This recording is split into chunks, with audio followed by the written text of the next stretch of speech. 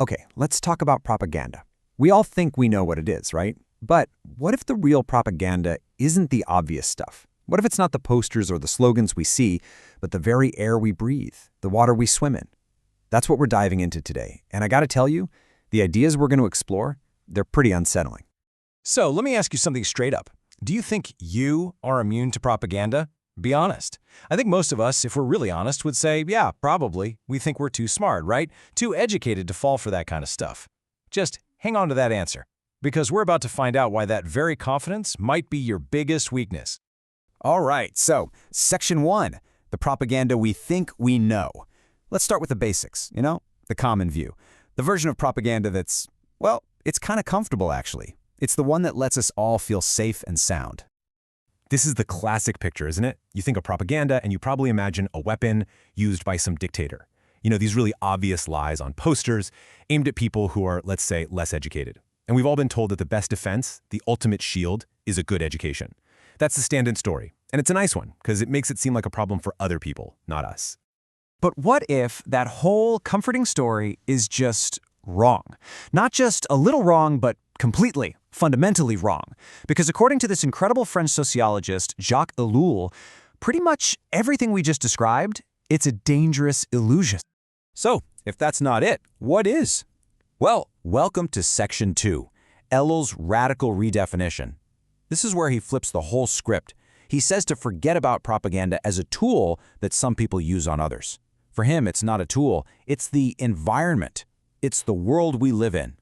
See, Ellul's big idea is that modern propaganda isn't something that a few evil geniuses in a dark room create. No, he says it's a sociological phenomenon, a natural part of our super complex technological world. It's not the exception to the rule. It is the rule. It's like the air we breathe, or as he put it, the Siamese twin of our technological society. It's everywhere all the time. And maybe the weirdest part? He thinks it's actually necessary to hold our society together. And get this, the goal is totally different from what we think. We assume propaganda is trying to change our opinions, to make us think something different. Ellul says, no, modern propaganda doesn't really care what you think. It cares what you do. Its number one goal is to provoke action. He had a specific word for it, orthopraxy. It's all about getting you to have this conditioned, almost irrational reflex, an action that happens automatically without you even thinking about it. Okay, now here's where it gets really wild. This might be the most mind-blowing part of his whole argument. Remember how we said education was supposed to be our shield, our best defense? Well, Ellul says that's completely backwards. He argues that education isn't a shield, it's the absolute prerequisite. Propaganda needs you to be educated to work. In fact, he says the people who are the most vulnerable of all are intellectuals. I know. How is that even possible? It sounds crazy, right? But Ellul had his reasons. 3 big ones. First, so-called informed people, well, they consume a ton of secondhand information, stuff they can never really verify for themselves. Second, they feel this intense pressure to have an opinion on every single issue. And third, because they're educated, they trust themselves to judge for themselves. Put those 3 things together, and what do you get? The perfect target for propaganda. You've got someone who needs information, needs an opinion, and is confident in their own judgment. They become the ideal consumer. All right, Section 3, how modern propaganda works. So if we're not talking about obvious lies aimed at the uneducated, then how does this whole thing actually work? What are the techniques of this total persuasion? Ellul breaks it down into 2 main flavors. On one hand, you've got agitation propaganda. This is the stuff we're more familiar with. It's revolutionary, it's subversive, it's designed to stir up hatred and get people to rebel. But then there's the other side of the coin, and he says this one is way more powerful and way more common today. Integration propaganda. This isn't about rebellion. It's about the exact opposite. It's about conformity. It wants you to adapt, to fit in, to believe that the way things are, the American way of life, for example, is just normal, natural, the only way.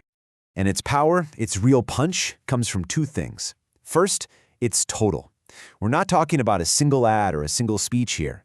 Think of it like a symphony playing across all media at the same time. The news, movies, social media, everything. It completely surrounds you. And second, it's continuous. It never stops. It's a constant 24/7 flow that creates this complete psychological environment. It builds a bubble around you, and inside that bubble, there are no other points of reference. Eventually, the bubble just becomes your reality. Now here's a rule that will probably make you do a double take. We've all heard of the big lie theory, right? Just tell a lie that's so huge people will believe it. Well, Eliel says the most effective modern propaganda does the opposite. In fact, he says, in propaganda, truth pays off. That's right, the best propaganda is built on truth. So wait, how does that work? How can truth be used to lie? It's brilliantly simple and deeply cynical. Here's the playbook. You start with facts, real, accurate, verifiable data. This is crucial because it builds credibility. It makes you trust the source. But the deception isn't in the facts. It's in the intentions and the interpretation. You take all those true facts and you weave them into a completely distorted narrative. You twist their meaning. The facts are just the bait. The story they're wrapped in, that's the lie. Which brings us to our next section. And honestly, this is probably the most challenging part of Eliel's whole idea. Because so far, we've been talking about propaganda as something that's done to us. But Eliel says that's only half the story. Now we have to talk about the need for it, a need that comes from inside us. And yeah, this is where it can get a little uncomfortable, because Eliel drops this bomb. He says, and I'm quoting here, the propagandee is by no means just an innocent victim. Whoa. His point is that we aren't just passive, innocent bystanders. He argues that we actually provoke it, we want it, we crave propaganda, and we even get a real satisfaction from it. But why? Why on earth would we want to be manipulated? Well, think about it. Modern life is complicated, it's overwhelming, and it leaves these big psychological voids inside us. And propaganda is more than happy to rush in and fill them. It gives us nice, simple explanations. It gives us an opinion to have so we feel like we're part of the conversation. It gives us a noble cause to justify all the hard work and sacrifice of modern life. And maybe most importantly, it makes us feel justified. It tells us we're righteous, we're on the right team, we're the good guys. So when you boil it all down, it's a kind of transaction. We're faced with this constant fire hose of information, and it makes us anxious. We desperately need a coherent story, an ideological veil, as Eliel calls it, to cover up the messy, harsh reality.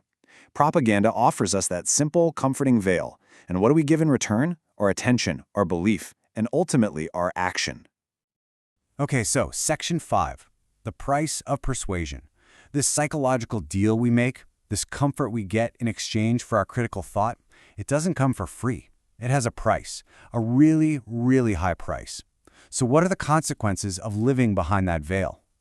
For Eliel, the ultimate price is a single word: alienation. The word comes from alienos, which means other or foreign, and that's exactly what happens. Propaganda makes you a stranger to yourself. It slowly, systematically strips away your own authentic self, your own critical thinking, and it replaces it with a set of prepackaged foreign impulses. You start to live this artificial life, feeling emotions and having reflexes that feel like they're yours, but they're not. They were put there. And this isn't just a personal problem. This alienation from our own selves has huge consequences for society. Critical thought just gets pushed aside for the comfort of groupthink. Society splinters into these separate hostile tribes that can't even understand each other anymore because they're each living inside their own propaganda bubble. And things like nuanced debate, compromise, individual judgment, the stuff democracy depends on, it all just starts to wither away. All of this led Eliel to a pretty chilling final warning. He wasn't trying to be scary, he was just looking at the evidence as a sociologist. And his conclusion was that propaganda, this invisible, all-encompassing force, is actually a greater danger to humanity, to our freedom and our dignity than a lot of the big, scary threats that get all the headlines. So in the end, Eliel sees propaganda as a kind of mold, a mold that's constantly trying to shape us, to press us into a form that's useful for the technological society we live in. It offers us comfort, it offers us certainty, but the price is our own true self. So let's go back to that first question.